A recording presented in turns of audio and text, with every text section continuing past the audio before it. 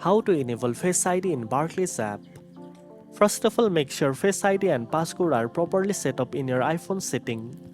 If you haven't set up Face ID yet, go into your phone setting, find Face ID and passcode and complete the setup.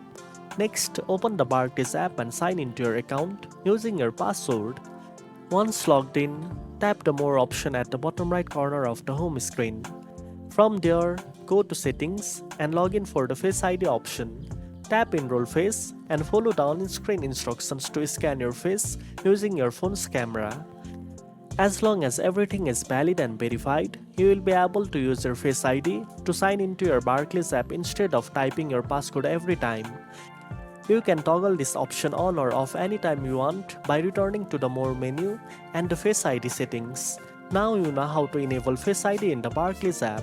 If you found this video helpful, don't forget to like, share and subscribe for more banking tips. Thanks for watching and I'll see you in the next one.